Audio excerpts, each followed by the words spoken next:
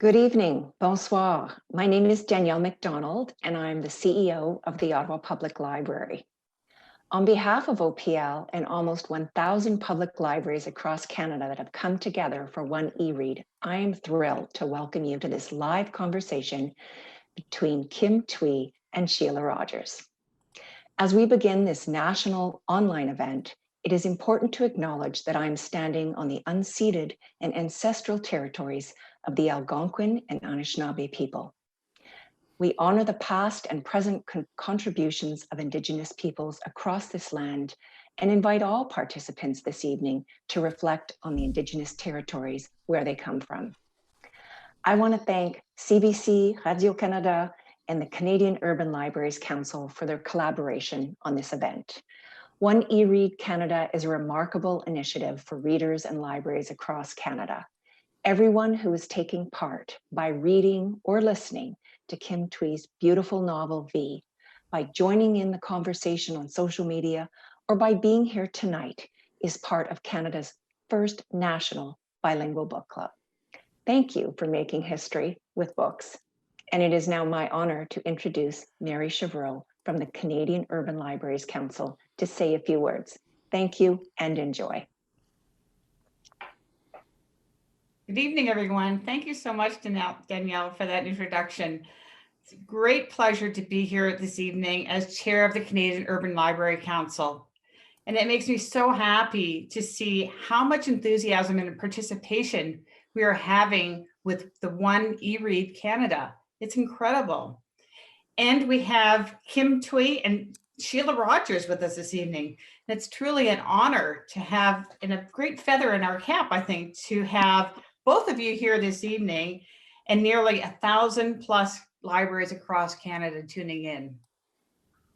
I also want to thank CBC Radio-Canada and all the public libraries that have made this National Digital Book Club a reality. Many thanks as well to Penguin Random House and Libra Expression, the publishers of V. Access to ebooks is more critical than ever, and as the pandemic closures have made this especially clear, many libraries across Canada have enhanced their digital and ebook contribution and collections to meet the literally skyrocketing demand. But the reality is that libraries across this country and in North America actually struggle to provide enough e-content due to restrictive licensing and disproportionately high prices from major multinational publishers. If you're interested and want to learn more about this issue, please visit our website, econtentforlibraries.org. I now leave this virtual stage to our host for this evening. A broadcaster for more than 40 years, Sheila Rogers won the John Draney Award for her significant contribution to Canadian broadcasting. She is the host and the producer of The Next Chapter on CBC Radio 1, an award-winning weekly show about writers and writing in Canada.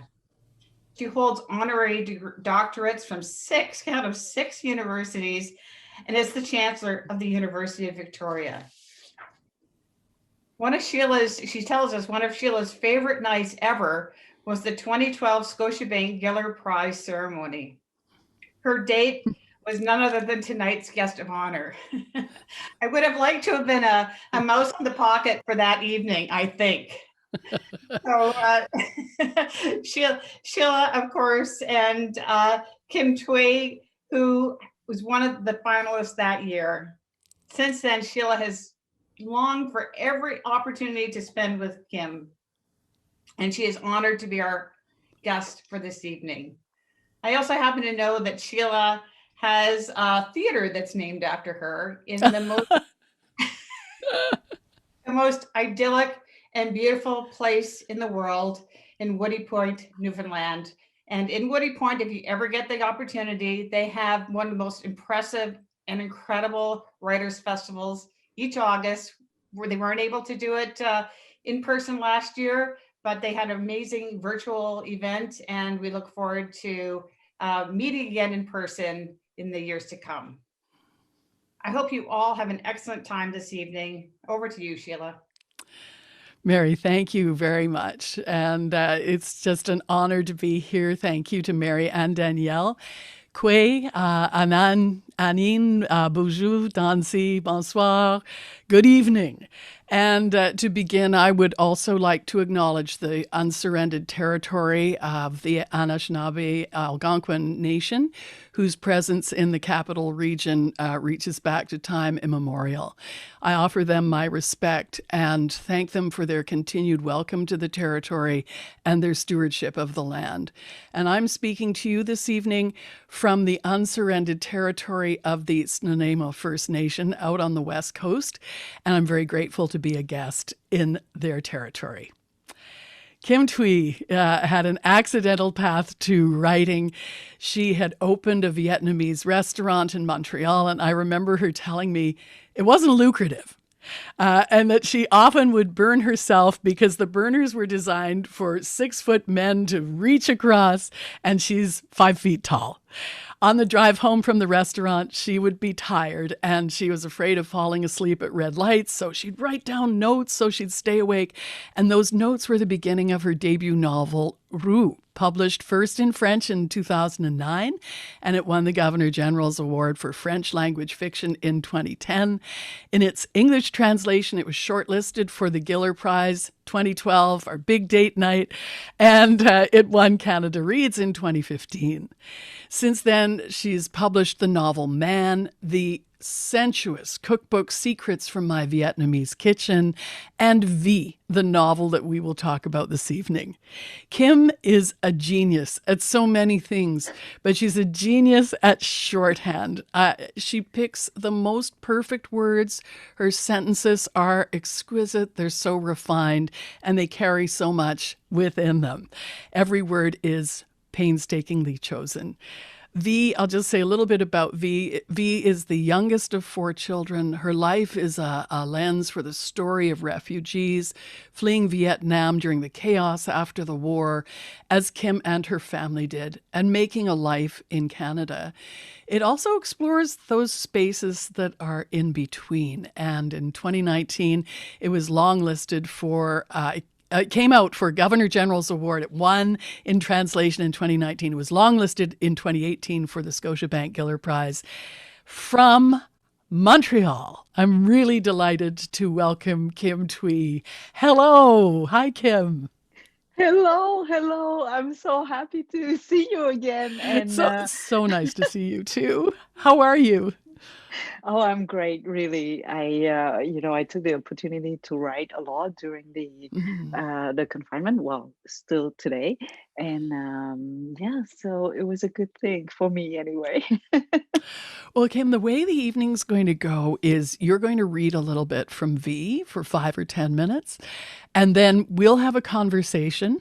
And then there will be questions that I already have. And so because I already have these questions, if they fit in with our conversation, I'll bring the reader's questions in and just make it one great, big, beautiful work of art. You sure you want me to read? I think, Sheila, you read better than me. Oh, no. You know what? I listened to your book as an audiobook. And you're entrancing, and you have this ability to make people feel you are speaking only to them. And so we would be honored if you read from V. Oh, I was sure that I would be able to ask you to read instead. So pardon me, give me just one moment, and I'll find the page where I talk about maybe the coffee. What do you think, yes, Sheila? I think that's a great idea. Okay, so very short, okay?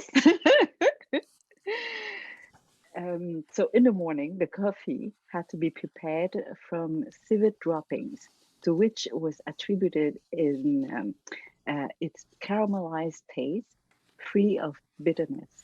My mother brought the morning coffee herself to my father on the terrace, helping to see him applying Priantine to his comb. You see, I don't read so well. You read To his beautifully. comb in order to shape his ebony hair in the manner of Clark Gable. She had to catch her breath every time she saw him twist the comb, using the handle's pointed end to let fall a small S-shaped lock onto his brow.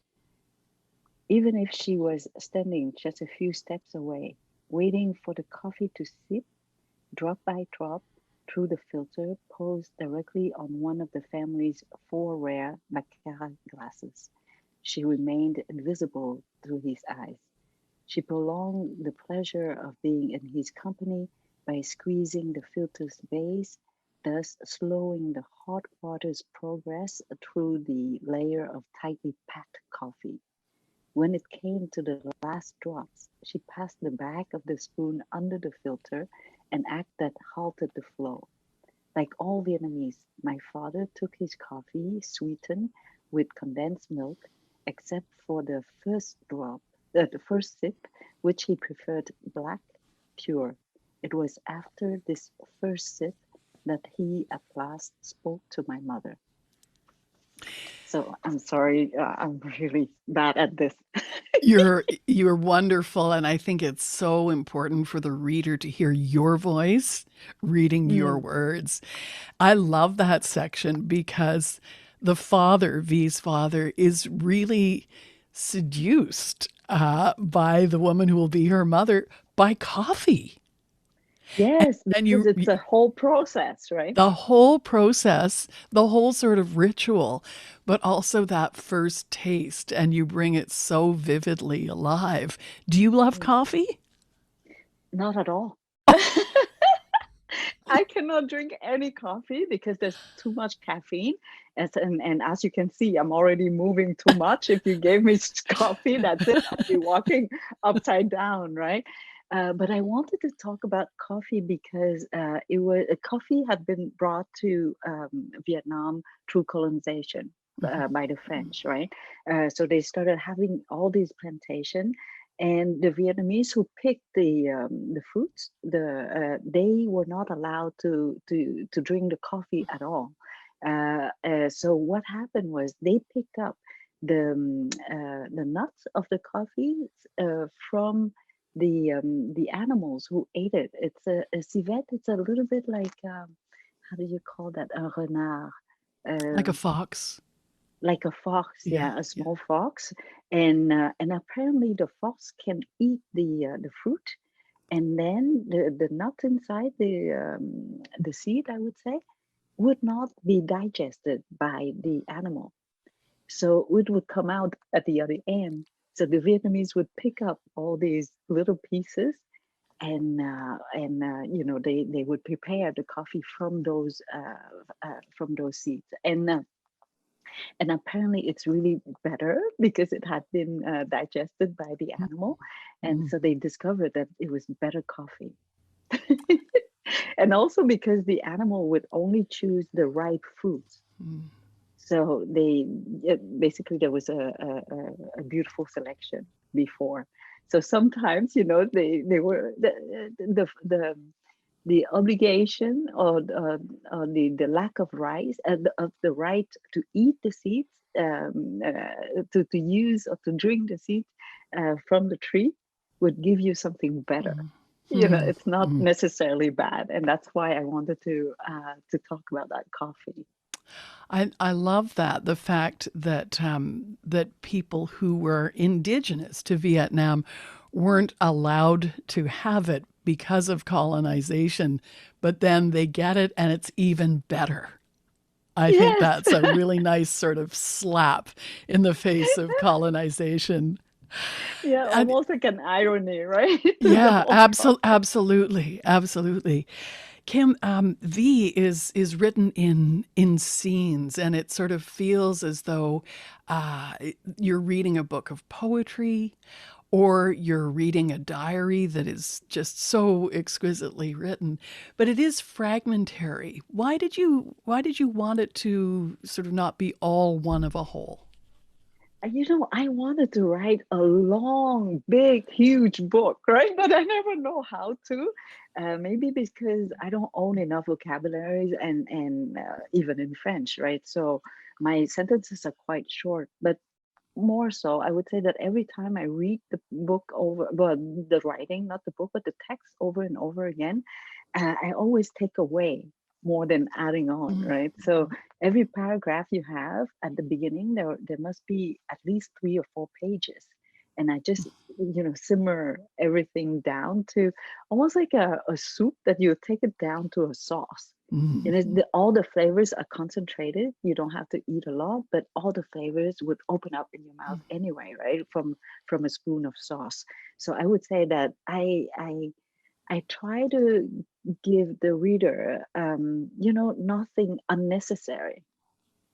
So you have only the essence of what it should be said or told. V opens with the chemistry between the paternal grandparents, and there's just a beautiful scene where the paternal grandfather sees the what will be the paternal mother, and the wind is sort of playing with her dress, and it just about made me melt. It's so sensuous, but it's just such a gorgeous, gorgeous scene. Why did you want to bring the grandparents into the story? Well, actually, at the beginning, I just wanted to talk about the two main characters, the young couple, basically, right? But then somehow, maybe because again, it's culture, right? Because you can never talk just about one person without explaining the where they came from. And in Vietnamese culture, at least, we are like in a chain. We are the result of who our ancestors had been. So if they were good people, we would have a good destiny. If they're bad people, would have a bad destiny, right? Even today, like my parents' friends would come to me and say, "Oh, of course you're having a good life because your parents were good people," but Mm. they would never congratulate you for what you do. It's always because of the parents and the grandparents, and so I started off with the story of V, right? Just that little girl. But then I had to explain why she is who she is because of the mother. But then how come the mother was that way? And so I had to explain the grandma, and I had to cut at one point and say, okay, stop Mm. going back. Into the ancestors. Otherwise, and the story I wanted to talk about was Vincent. The man she was in love with, Who and V is in love with. Yeah, yeah. yes, and I never got to talk about him because the first story was that, I remember when I was a little girl, I think maybe 5 or 6 in Vietnam. My aunt, one of my aunts was married to a Vietnamese, but he had studied in France for a long time. So his family in France had, mixed marriages. And so at one point, he had one of his uncles who came back, and he had been married to a French woman. So one summer, and I remember I loved watching that man because he was so different from the Vietnamese. He was closer to the staff in the house. He would sit with the cooks, and he would talk to the gardeners and so on. So something that the Vietnamese did not do, right? And he was tall and always laughing and playing with the kids, and so, but one day his son came back to visit him, and his son, and I still remember his name was Rémi, and who was half French, right? So all blonde and blue eyes, and running around so carefree, completely different from us children in a country at war, I would say, or a poor country. He would start pedaling, using his bicycle and just leave it. He left it just on the side, something that you cannot do in Vietnam. Somebody would pick up your bike and you never see it again. Mm. But this boy had this, being so carefree, and I remember sitting on the steps and just looking at him, almost like watching a movie. And I guess I was in love with him without knowing, right? And then one day, and yeah, he left after the summer, and somehow, not long after that, I remember going back to that villa and see all the this uncle, the father, Remy's father's home was totally in the dark. He closed up all the windows and he no longer laughed, and then even his posture was different. But nobody had explained to me why or how, what happened. It took many years for me to learn that because his son died, Remy. He Mm. had a small a bicycle accident in France, and so I never seen him again. And so I wanted, my character Vincent to be Remy, and I wanted to tell that story, but I never got to. Until today. Until today, yes.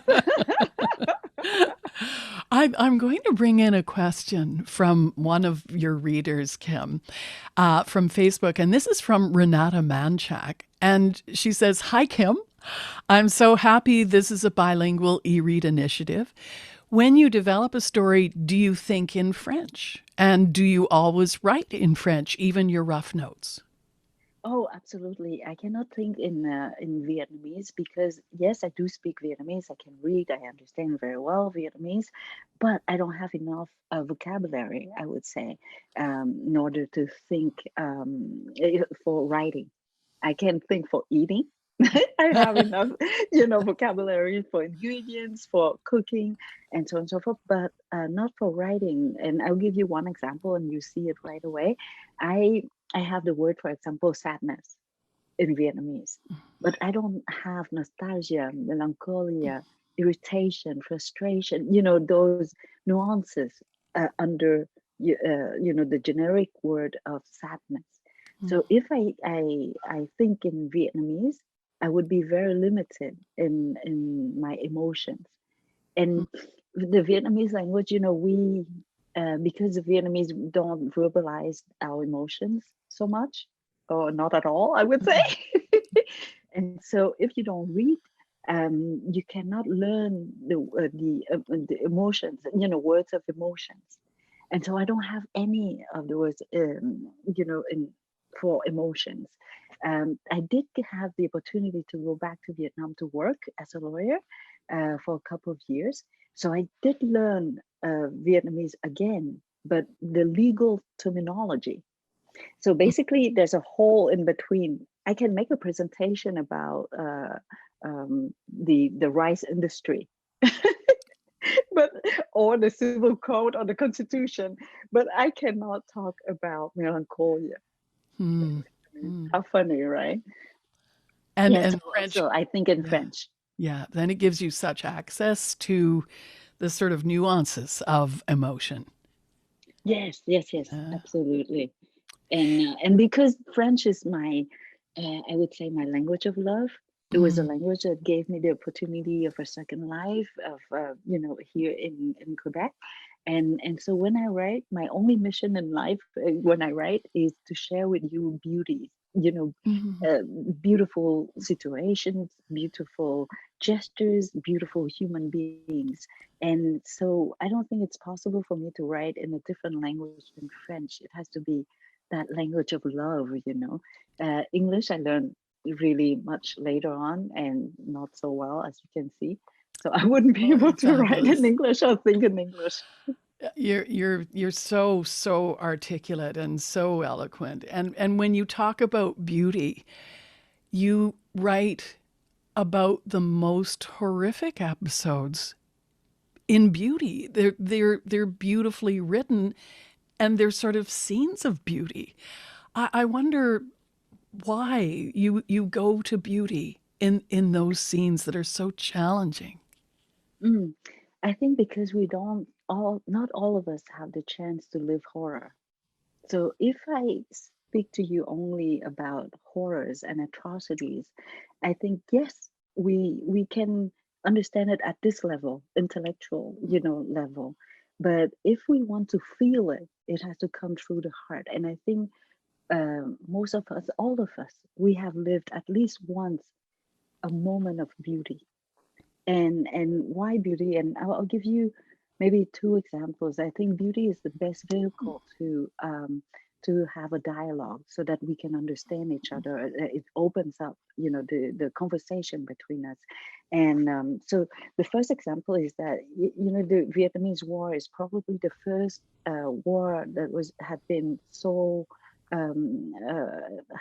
photographed. There were so many pictures of the Vietnamese War, and but there was one picture that really stayed with us, right, and changed the way that we saw the war. Was that little girl running in the middle of the highway after she had been burned by the napalm, right? And she was basically naked. And as you know, she's now a Canadian living in Toronto, and so she was, with her arms open. She was almost symmetrical, right? And she was the only one who was naked, and she was very skinny, so we couldn't even tell if she was a boy or a girl. It was just like almost like a painting. And so I think why that picture and not all the other pictures, that we had seen before, it's because probably the framing of the picture was so perfect. It was so beautiful that the first thing that caught our eyes was beauty. And because we fell into that trap, we started asking ourselves, what was the story behind, right? Yeah. And more like closer to us now is during the Syrian crisis, and it's still a crisis actually. And you remember the picture of that boy on the beach, right? It was just a perfect picture. And there had been so many pictures before that. Why that picture changed and stayed with us? I think it's because it was a perfect picture. It was so beautiful. The boy was peaceful, almost like sleeping. And that red t-shirt really caught our eyes. And because it caught our eyes, we stayed with the picture and we started asking questions about the picture. Because the next day, the framing was larger, right? You could see the lifeguards, the boats, even the life vest all over, and nobody remembers. The second day, the second frame of that picture. So I think we should give ourselves the right to use beauty as a vehicle to start a conversation, and that with beauty we connect from the heart, or from, how do you say that, The from gut. here down here, the gut. Yes. Yeah. And I see, I think that's why I dare to use beauty. So I'm sorry, I do use beauty to talk I to you think about atrocity. that's amazing that it is the language of atrocity for you. But thank you for your explanation. That's really interesting. That's really, really interesting. And I think beauty is never, we think that beauty is easy to see and it's everywhere, but actually no, we have to look for it, right? And especially in moments which are so difficult. And so it's almost like a discipline that I impose, to myself, that I always need to find where the light is. And there is always a light, somewhere. But we have to look for it. It's never obvious. And with the last book, I talk a lot about the baby lift operation, and all the herbicides during the war. There's no light for me for a couple of months. It took me a long, long time in order to step back and see how I can bring it. I can share with the readers some light. And I'm not there just to tell horrible stories. I know it's easy to, how would I say it? And as you know, to catch our eyes is to tell a horrific story. The first page of any newspaper is about catastrophes, right? So that's our first reflex. But I think if we only look at horrors, we would fall and we'll never stand back up again. And so I give myself the mission that, yes, I'll fight with beauty. And Dostoevsky has written that beauty will save us, right? I love that.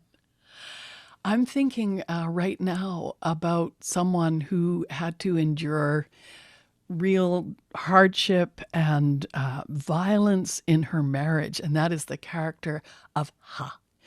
And she is married to a general. You describe her as the Twiggy of Vietnam. She's really Yes. into fashion. She's got the long eyelashes and she wears really cool boots and everything.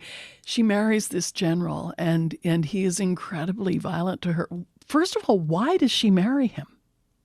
Oh, and I will start from the beginning where, you can lose beauty, right? It's very easy.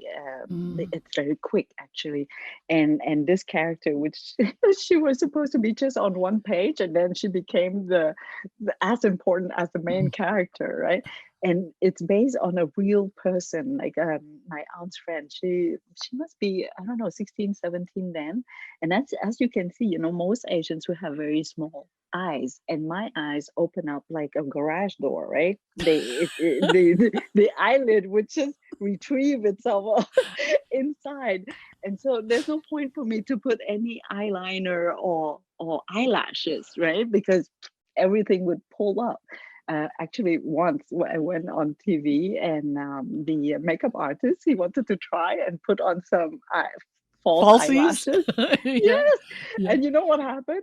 It looked like how do you say that? The wipers on the Windshield wiper. with the car. I couldn't see anything. I just saw, all these eyelashes moving in front of my eyes, and so I Oh. never tried again. And so this girl, she was, a little bit different because she had really big eyes with eyelids like Westerners, like they open up on the others, on the other side.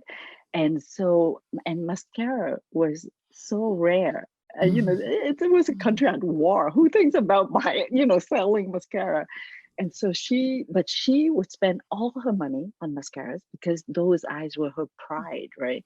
So she would put on mascaras but never clean them because they're so Oh, expensive, wow. right? Yeah, yeah. So she would sleep with two pillows on the side of her head so that she would never get her eyes dirty. So I remember her, Oh, yeah, okay. very coquette, right, Yeah. with high heels and so on. And then when the war ended and the whole country became, a Mm. communist country, and of course it was a change of regime, right, political regime. So there were persecutions and so on and so forth. So girls were no longer allowed to wear, high Mhm. heels, Or even short skirt, makeup and yeah. or makeup. And I remember in the 70s, the skirts were so short, right? They were so that was the end of it. And for her own survival, the only way for her to survive was to marry this general so that Mm. her father would come back from the re-education camp, and and and also just the daily basis, everything was rationed, right? That's how you say it, Mhm. ration, Yeah. rationed. Yeah. So the hardest years in Vietnam, it was 100 grams of meat per Oh, family per month. So wow. basically, a hamburger, patty for a whole family, and then you need to be connected to some um, people in the power, in Mhm. power, in order to buy more, or just to have some privileges, right? And so that's why she married this general.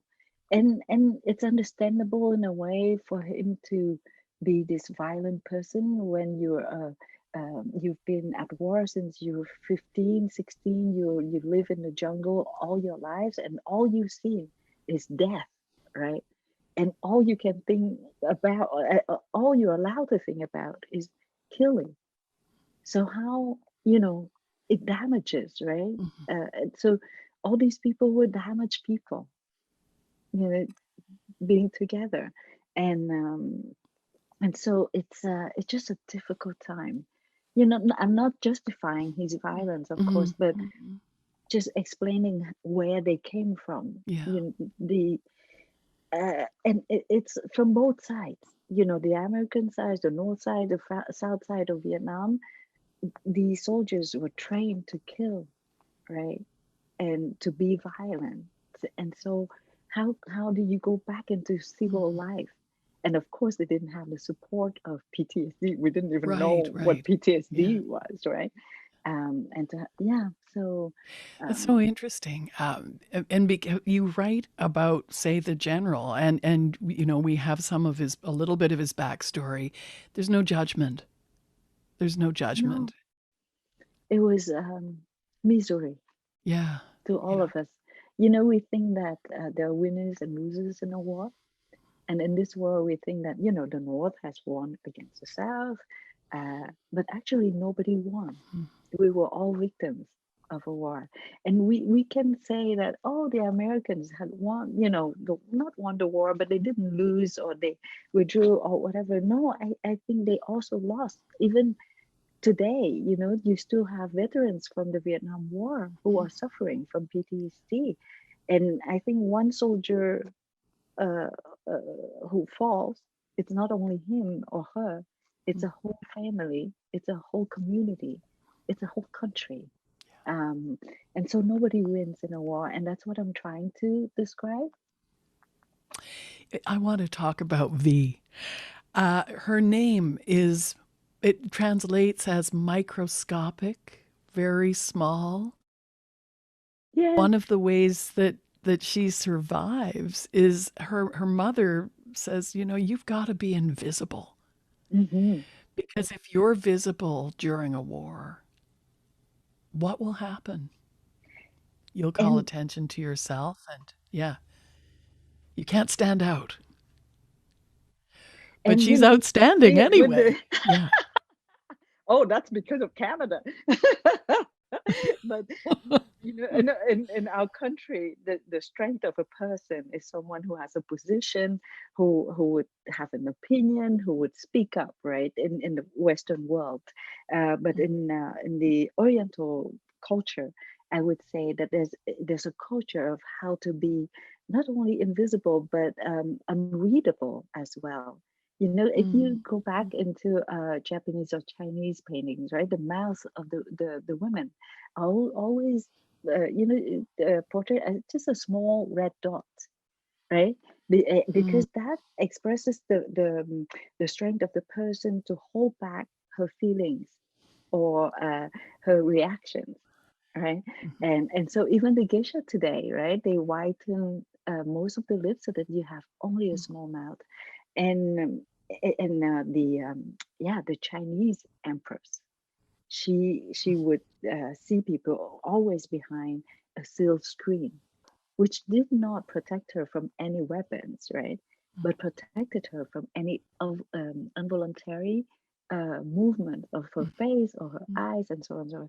And so it's a very different culture. And I wanted to express that, you know, we think that invisibility or being small is a weakness, but not always. And we can see it right now with the virus.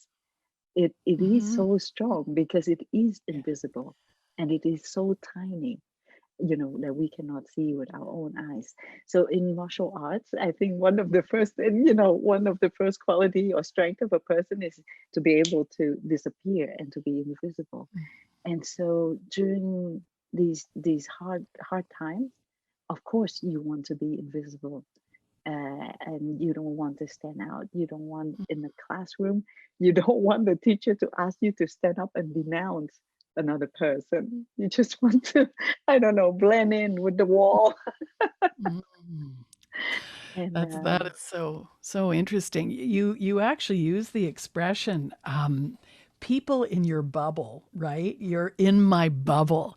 And in the book, you say V would think of it as, oh yeah, I'm in your thought, like your thought bubble. You and I are yes, so simpatico. But of course it has such a different meaning. And you wrote this it was published in 2016, first of all. It's just it is true. amazing. But V does come into her own later on, and as a really interesting individual. And I want to ask you a question that was sent in earlier, and it's about how closely her personality and the way that she develops follows the kind of life that you had. And that's a question from Joanne Stead. She says, you're in reading your bio, it sounds like your life was very similar. And was it difficult for you to Well, separate yourself? I wish that I could have, her life. So I'm very close, but of course, when it's fiction, I always give myself the freedom to go further, to go a little bit further, with the experiences. For example, I'll give you one. Um, I was in Suzhou in China, and I met with this person working for the Quebec delegation, and she spoke perfect French. And I asked her, how come you speak so well? You do French, so you're in love with French like I am. And she said, no, not at all. I'm not at all in love with French. And I said, then how come? How can you learn a language that you're not in love with and excel at it? And she said that, well, because in back then, I don't know if it's still like this today, but all children, all young people would do the same exam, entrance exam to university. And it's the government who decided which department you would go to and which the faculty, yeah, so they decide everything. And if you refuse, then you would lose your spot, right? So she was assigned to learn French at the Beijing University. And so she started French at 18 and heard the first word when she was 18 in that class with other classmates who did know more about French than she did. But then you have to perform. You're forced to perform because it's a privilege to be there. And that's why she knew French so well. So I want to talk about that. It's unthinkable in our country, in our free country, to have somebody, assigned Imposing, to you yeah, a profession. Mhm. It's not even your parents can do that, right? And you can change faculty as many times as you wish, right? At university. And so I thought, it was so far away from what we know here that I wanted to share. There are places where you really do not have a choice, and so how to share that story, right? And so in the course of the writing, it became a man, the husband of a woman, and not her. And not because I didn't want a woman to be, that strong person, but in the story it didn't work out. And so this is where fiction came in, I would say. And yes, and it's very close to what I kind of know. But then when you write, you have the freedom to dig deeper and to go further and to give more of about the story than just what I've lived through. This, And this, and yeah. I was yeah, just yeah, going to say sorry. this may answer the part two of Joanne's question. Did you ever consider doing nonfiction versus fiction Uh, about your life? my life would be too boring. There's not, I guess that's it's the not, answer. it's not enough to write a book. You know, I think nobody can imagine how boring my life is, because when you write, you're just sitting in one place. I don't know, Danina Ferrier, who is a very celebrated author in Quebec, in Yeah. France, in the French world. He said that the first quality, that's how you say it, quality of a writer, is that the person can sit for 8 hours without moving. So that's the first skill that you need to have. And I would say that I'm very good at just sitting and not doing anything. So when I travel, and you see why I'm a boring person, when I travel to any city, very often I can stay there for 24 hours, 36 hours, not more than that. And before the virus, the COVID-19, Yeah. I did, I think, 40 cities, 25 countries in a year. Wow. But I never get to see anything. I've been to Paris, I don't know how many times. I cannot even tell you, but I've never been to the Eiffel Tower. You've But been I do in write about the Eiffel Yep. Tower. Yeah. hotel rooms I have known, right? It's Yeah. And um, so yeah. I take, I take advantage of being in a hotel room without the cooking and the cleaning Mm. to do, to write. And so most of the time I don't see much. I'm a I'm boring person.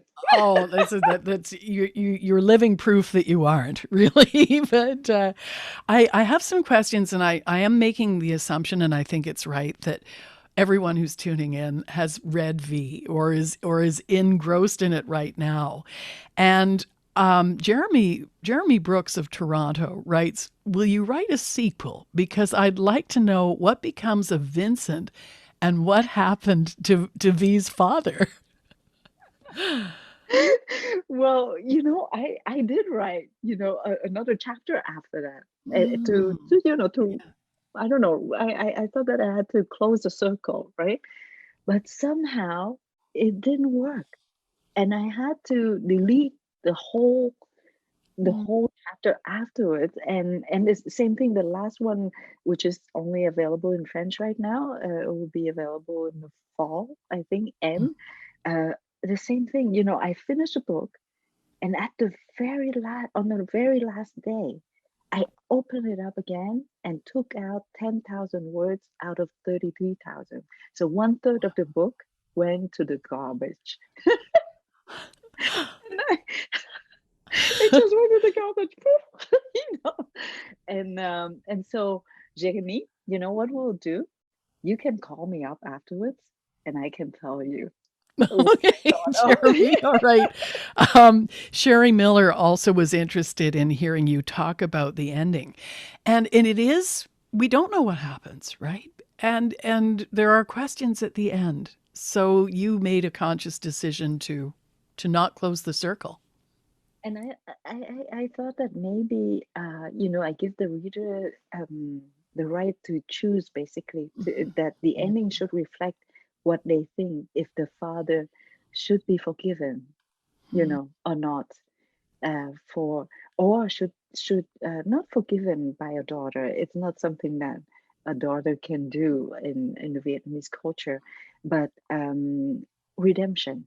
Did he get to be stronger? Because very often, again, the character of the father is that I wanted to say that sometimes we envy those who have it all, very easily, like Mhm. princes and princesses, maybe. But we forget that when you have everything readily, too easily, then you lose your organ of desire, Mm. your capacity to desire, to dream. And someone who never moves, all your muscles would be weak. And the day that you have to run, you cannot run. If you have always been carried, then you cannot stand up and you cannot run. And so it's a blessing in disguise, that and I would say right now, I really feel blessed that I had the childhood that I have. So now for me, a curfew is nothing. I was brought up with curfews for the first 10 years of my life. And so everybody panicked. I don't know if you have curfews in elsewhere in Canada, but here in Mhm. Montreal, we have curfew from 8 until 5 the next day, right? And of course, radios, people would call me up and say, how are you living the curfew? And they said, no problem. My parents too. We knew how to Mm. manage this. Yeah. And then my mother told me a story that she said that, on the day that she started having pain, labor pain with me inside, she said that she prepared herself early in order to go to the hospital earlier than she needed to, because she wanted to avoid the Mm. curfew. Right. Yeah. And I said, why? Of course they would let you go to the hospital to give birth. And she said, of course, but you don't want to be caught between two lines of fire Mhm. after Mm. during the curfew, or to have a lost bullet, just because you happen to be at the wrong place at the wrong time. And so to us, curfews meant a protection to Mm. ourselves. We don't see it as a limit to our freedom. So, the point of view is totally from the other side. And so we welcome the curfew actually, because we think right now the curfew is protecting us from an invisible enemy. Mm. It's more dangerous than in a war where you can see the enemy. Here, you don't know where the enemy is, right now with the virus.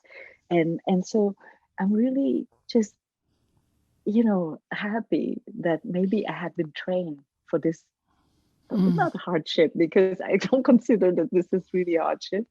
Not yet. And it reminded me of hardship was in the refugee camp, right? But there was still in a refugee camp there were beautiful moments, and I have to share this with you. It came back to me just a couple of days ago. Of course, we didn't have any electricity or water or anything, right? So forget about music. But then one day, there's one woman, very young woman, maybe in her early 20s. She was so beautiful, and she was how would I say it, loved by one of uh, the organizers, the who brought us food. Mhm. He was Malaysian, and he was in love with her, and so she could ask him for anything. So she was one of the rare ones who had shampoo, so she could have very long hair and walking, around the camp. And I remember admiring this woman, right? It's so beautiful.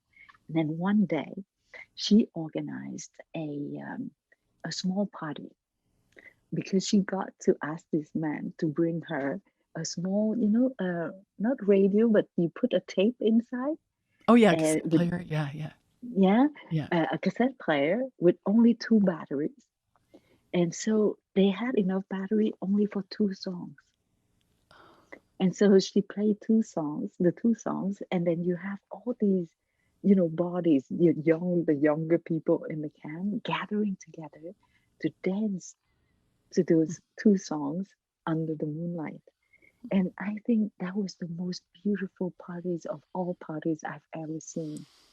And so, yeah, I Well, don't know why I'm sharing this with you, but well, I think it's again, it's about finding beauty. It's about seeing the beauty where you may least expect it. But if there are humans around, there's going to be beauty at yeah. some point, you know? And somehow in vulnerability, Yes, yeah. beauty would come out even more. I think, you Mhm. can see even clearer. And so right now, the hardship that the hard period that we're going through, I think our priorities are clear. The things that we love, the people Yeah. that we love, um, yeah, have never been clearer. You know, I find it interesting that a number of the questions that we have received are about what happens afterwards. Are V and her mom going to mend their relationship? This shows whether you can answer these questions or not, but it does show how engaged people are, how these readers fell in with the story. I'm like that too. But you know, you leave it open also for us to have been engaged with all of these people and try to figure it out for ourselves. No, I can tell you the ending. Can I tell Oh, you the okay. ending Yeah, that I all had in right. mind? Okay, awesome. Yeah, that'd be great. Okay, the ending I had in mind was that he had an accident and then he became paraplegic, right? Okay, Quadriplegic. is this Vincent? Vincent. Yeah, okay, Vincent. Vincent. Yeah, yeah, okay. So Vincent would Wow. be quadriplegic, and so he was in a hospital for 2 years, for rehabilitation and so on and so forth. So he couldn't contact her at all because he couldn't speak at all for the first, year Yeah, where he was in a yeah. coma and so on and so forth. And that because I had the opportunity to meet one young man who was quadriplegic. And actually, the story was so beautiful is that the father bought me for him. What? No, okay, it came out wrong. Okay. It was at a fundraising thing, and Okay, yeah. and then the father bet, for and tried to have me for him because apparently he had heard me once, the son, and he wanted, he wished that he could see me again. And so the father just, bought me for a lot of money to bring me to him. And so and the beauty is that when the father came up to me and said, I'm doing this for my son because I don't know anything about literature, but my son is really interested.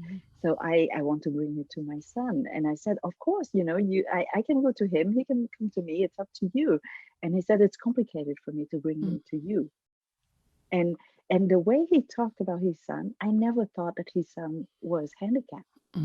He was just so proud of this son. And so I was, almost stunned when I came up to him and said, oh, okay, this is why it was difficult. And then we chatted it was supposed to be for 1 hour.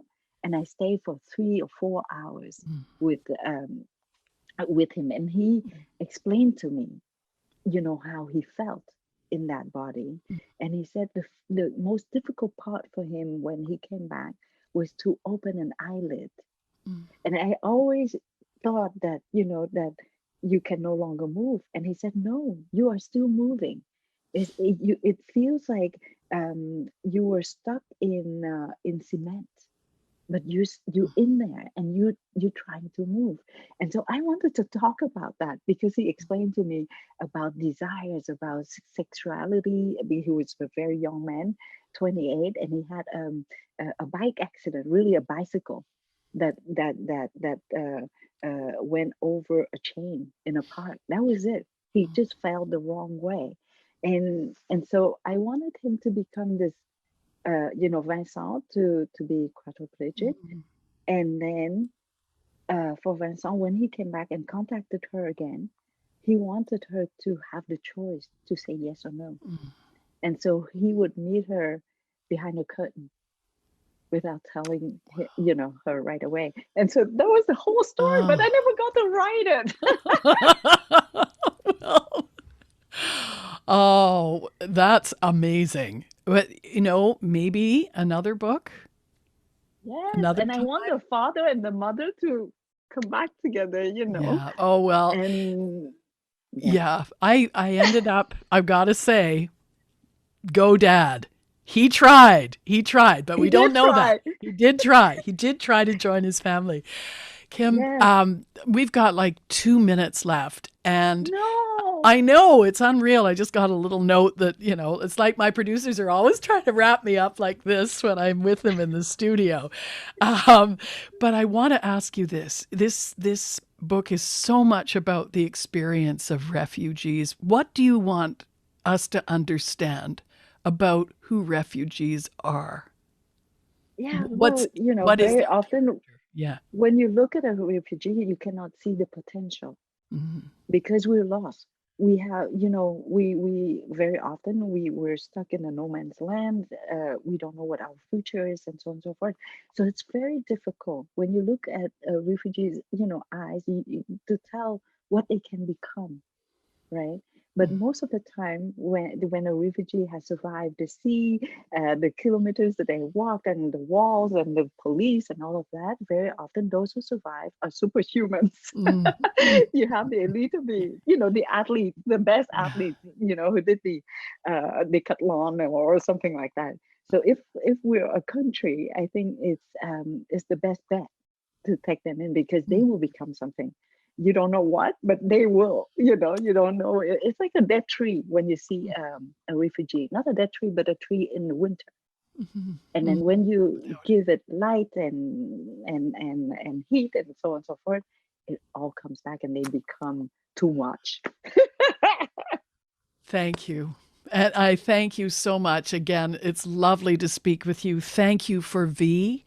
Kim Thuy, you're wonderful to speak with. Can I have just 30 seconds? You better be 30. 30 seconds, just because to say that I know it's difficult right now, but if we see it as an opportunity for us to become stronger, like athletes, adding weight, adding length, adding, height to become, depth, of course, while we're doing it, it's difficult. Yeah. When we come out of this, we'll become stronger. We're already stronger today than in March. That you is already know better how to. such a Kim Twee thing to say. Thank you. Thank you again. And thank you to all the readers who submitted questions. They're brilliant. Thanks to all the viewers this evening and to the Ottawa Public Library. Many, many cheers. And to all the libraries involved in One eRead Canada. Good It's night. so great. Many What a thanks. privilege. Thank you.